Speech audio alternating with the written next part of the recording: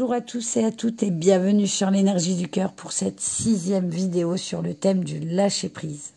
Et aujourd'hui, nous allons parler du contrôle, mais surtout de comment arrêter de vouloir tout contrôler. Car vouloir vivre, c'est aussi justement accepter les mauvaises choses de la vie. Et aujourd'hui, exceptionnellement, nous allons avoir le témoignage de Chiara, 33 ans, justement par rapport à sa maman qui voulait tout contrôler. Et ensuite, nous verrons les différentes étapes pour arrêter justement de vouloir tout contrôler. Alors, ma mère est quelqu'un de formidable, mais d'incroyablement stressé. Et le stress prend chez elle une forme assez pernicieuse. Elle ne paraît pas forcément angoissée quand on la voit comme ça, au contraire. Elle fait très femme forte qui sait ce qu'elle veut dans la vie. Et c'est bien ça le problème. Elle veut tout régenter, tout contrôler, ce qui doit être très fatigant pour elle, c'est sûr. Mais ce comportement est surtout extrêmement crispant pour les autres.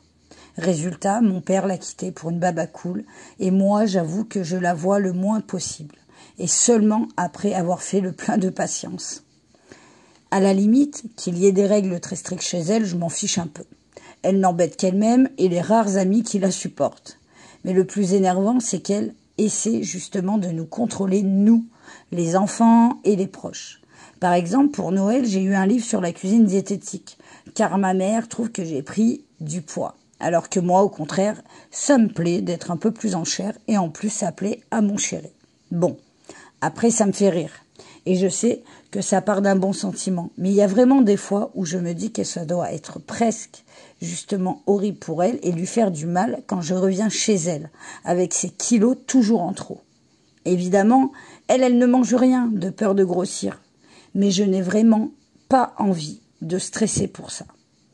Voilà le témoignage de Chiara, 33 ans, par rapport à sa maman, et qui va nous servir justement à découvrir les différentes étapes, justement pour arrêter de vouloir tout contrôler.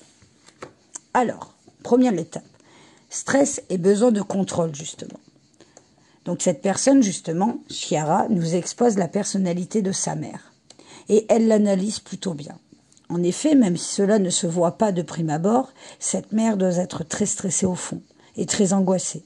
Et cela se note en particulier à travers le mécanisme de défense, ce contrôle permanent de soi et des autres, qu'elle met en place justement pour éviter de succomber à cette même angoisse. Cette réaction est très fréquente et dénote une personnalité active plutôt qu'inhibée. En effet, ces personnes préfèrent agir en contrôlant un maximum de paramètres pour diminuer leur stress que de ne pas agir du tout, pour éviter d'être stressées. Ce qui rend finalement ces personnes plus acceptables socialement dans une certaine mesure. Nul doute, par exemple, que si cette mère travaille, elle doit être une collaboratrice modèle en termes d'efficacité et de fiabilité. Mais si ces atouts précieux sont certainement accompagnés d'une rigidité relationnelle et morale épuisante. Évidemment, il est inutile de dire que cette dame ne doit jamais lâcher prise, sur quoi que ce soit, étant donné que ce lâcher-prise équivaut pour elle à un manque de contrôle, et donc à une montée de stress. L'inconvénient, c'est que cette situation est à double tranchant. Plus la personne cherche à contrôler sa vie pour éviter les angoisses, plus le contrôle de sa vie devient lui-même une source d'angoisse. Car ces personnes finissent par se demander comment arriver à contrôler tous les paramètres, ce qui est évidemment pas possible. Et c'est un petit peu un cercle vicieux, justement, ce besoin de contrôle. Et c'est en effet, justement, le stress qui provoque chez nous le besoin de contrôler tous les aspects de notre vie. Et cependant, ce besoin de contrôle, justement, n'est dans ce cas qu'un mécanisme de défense qui permet à court terme, je précise, de minimiser son stress, mais qui, à long terme, a l'inconvénient, justement, de provoquer encore plus de stress et donc encore plus de besoin de contrôle. Et ça, c'est compliqué. Donc, arrêtez justement de vouloir contrôler l'incontrôlable. Justement, on en arrive donc à ça. Essayez de contrôler l'incontrôlable, de changer l'inchangeable, d'anticiper l'impromptu, ce qui évidemment est rigoureusement impossible. La question justement à se poser est donc la suivante. Quelles sont les choses que je peux contrôler d'une part et quelles sont justement celles que je ne peux pas contrôler d'autre part? Et la réponse est, et elle est assez simple, on ne contrôle pas grand-chose. En effet, la seule chose que nous pouvons à peu près contrôler, c'est nous-mêmes, nos décisions, nos comportements, nos attitudes et les paroles qui sortent de notre bouche. Et là encore, si l'on oublie toutes les décisions prises par notre inconscient et notre instinct. Car quand on se rend compte justement de cela, de deux choses l'une, soit on est soulagé car cela signifie qu'une partie des responsabilités qu'on portait jusqu'à maintenant ne nous incombait pas vraiment, soit on panique. Car cela signifie que toutes les mesures drastiques et les précautions prises jusqu'à maintenant n'étaient que des leurres. Et oui. Car s'il est plaisant justement de se dire que l'on contrôle sa vie, et c'est même une composante justement de ce que l'on appelle le sentiment personnel d'efficacité qui contribue justement à notre bonheur, c'est cependant un leurre, et un leurre dangereux. Dangereux justement de se dire que l'on contrôle tout dans sa vie. Car cela empêche justement de lâcher prise à propos des comportements, des personnes ou des événements qui nous font souffrir.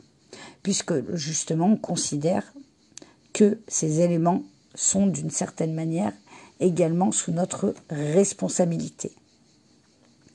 Et le désir justement de toute puissance, et ce désir justement chez les personnes très contrôlantes, les empêche en fait de profiter réellement de la vie et de leur entourage.